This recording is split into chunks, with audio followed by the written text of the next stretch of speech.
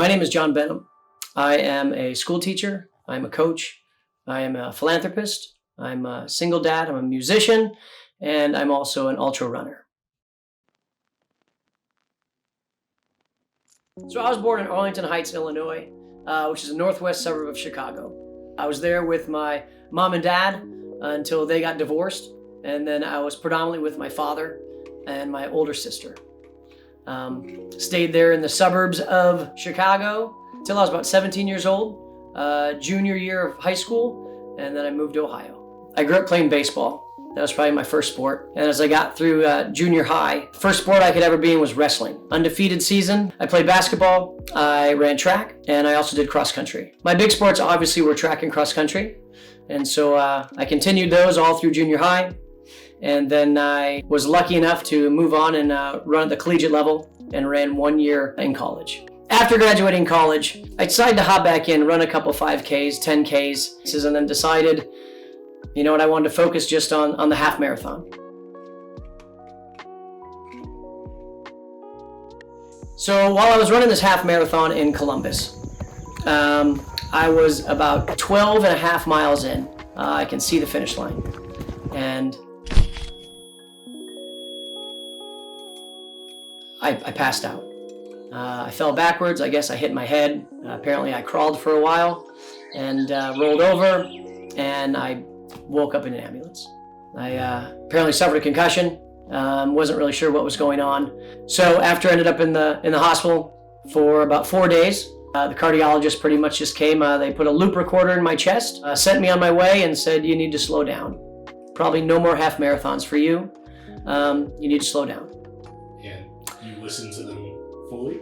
And what I heard him say was, "Hey, you should start running 50 miles races and 50 Ks, but just do it slower." A year and a half later, I ran my first 50K, and I haven't looked back since.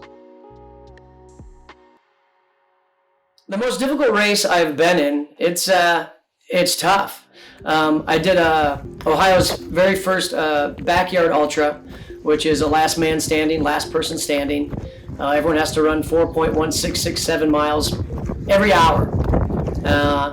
And everyone does it until the last person decides to quit. I went to Wisconsin. I ran the Kettle Moraine 100-mile race, and temperatures were so hot that over half the field dropped out and they couldn't finish it. I was hallucinating.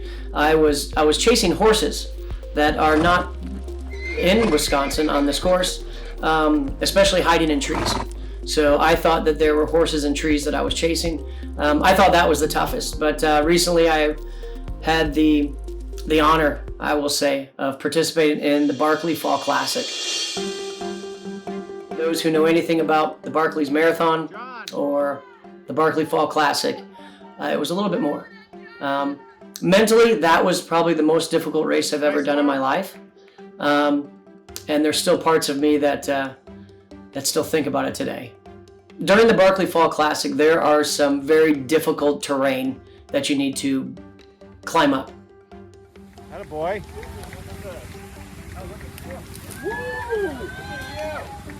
And so there's this one hill called Rat Jaw that you need to climb up.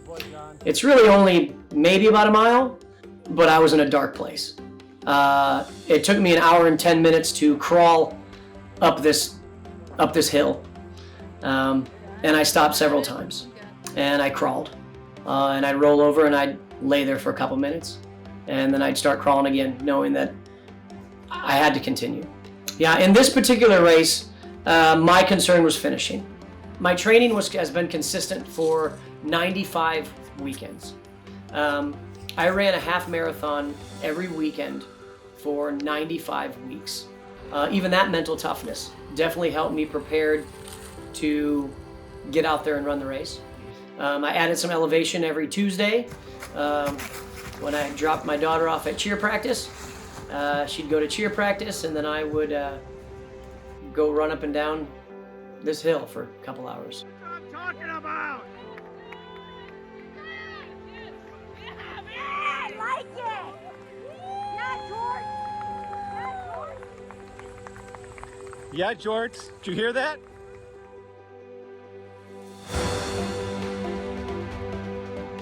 Nutrition is a big, huge factor in not only completing the race, just having a clear mind. So making sure that I am taking the correct amount of supplements. All the supplements I use are Hammer Nutrition, and it's been absolutely amazing. They give me the right amount of calories, the right balance of all the nutrition, everything I need. They've definitely helped me get to the finish line, but you got to practice with it. During bigger races, I typically have a crew, and I hand them a folder that more or less tells them what I need to eat every hour. Get some nutrition, bud.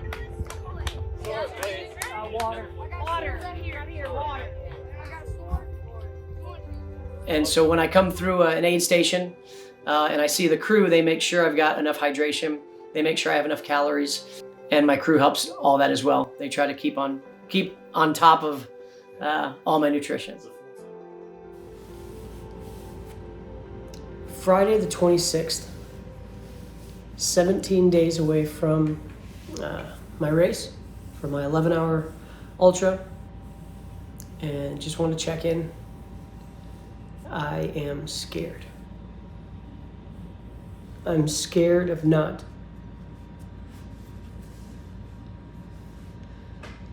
competing. I'm scared of not holding up my end of the bargain, so to speak. Yeah. So growing up in a divorced family, it wasn't easy for me. As a young adult, I did find myself alone. I felt abandoned. I definitely went through some bouts in my life with depression. I definitely went through some times in my life where I had some suicidal thoughts. I definitely went through some times in my life where self-harm was my answer to a lot of my pain. But I did find for myself, not only talking to someone, talking to a counselor, but I feel as though I tackled a lot of those demons in the middle of the woods going on a long run. And that really hasn't been until recently that I've discovered and realized being in nature, having a close relationship with God. And that's my church. The crunching of leaves under my feet, the crunching of snow, the smell of dirt, as crazy and as odd as that sounds, a random deer or squirrel. Nature itself is amazing. And I think I've slowly had my eyes open up to understand life is amazing.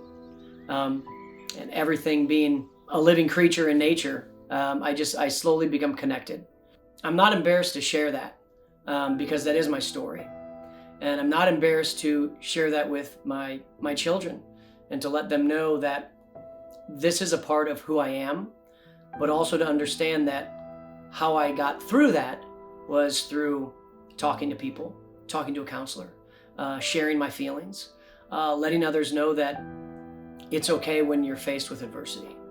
It's okay when things, honestly, in your life suck. And if you don't want to feel that way, get some help. And sometimes it's just talking to someone. Running here in my hometown, 24 hours, taking some pledges and donations, raise money for a great foundation called Shine Like Sable. So I am at a little bit over 5 miles for the first hour. Got a great crew, got some great weather, and just gonna keep moving along here. So we'll see you. So with my ultra running, I try to pick one race every year, and I raise money for a specific cause. For the first races I ever ran, I made up my own 24-hour race, and I ran 101 miles, and I raised money for a local foundation here. It's called Shine Like Sable. I've also run several races for Bigger Than the Trail. Bigger Than the Trail is an organization that I'm affiliated with. I'm an ambassador, and what we do is we are raising money for free mental health counseling for those who need it.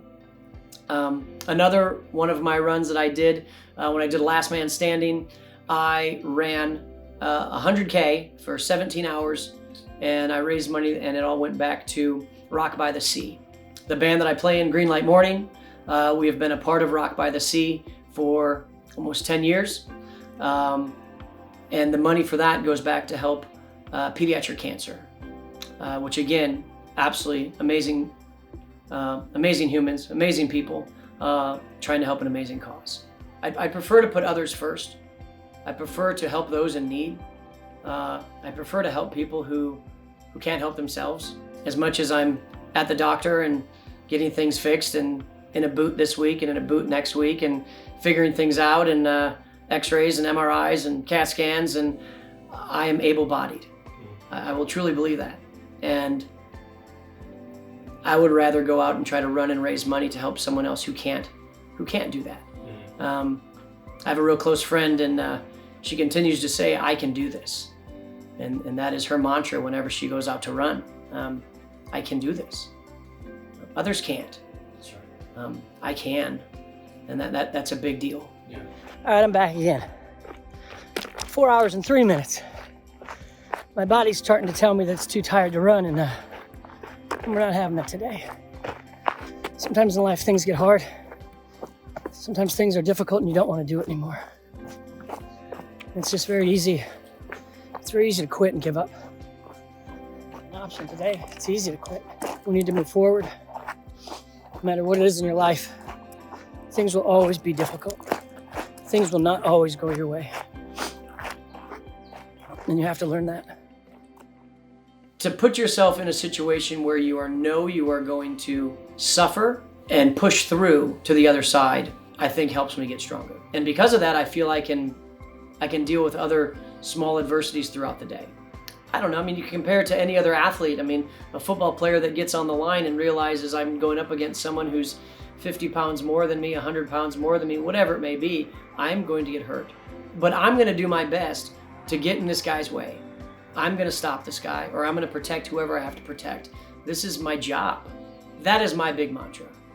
For every race I've ever run, that's what I repeat in my head. I remember having a conversation with a buddy of mine 20 years ago and saw in a magazine that talked about, if you run 100 miles, you can get a belt buckle. And I'm like, that's the coolest thing I ever heard of. And I think we kind of joked like, you can't run 100 miles. And that stuck in my head forever. That's been 20 years. I want a belt buckle. I have a few. Someone told me I couldn't do something. Yeah. And I decided that I was going to. Everyone will face challenges and adversity in their life. And I guess how you face it is your character. And how you end up on the other side is controlled by your character.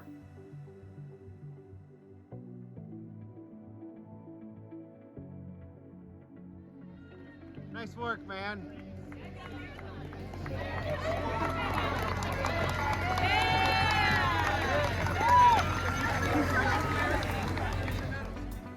I look at ultra running as life.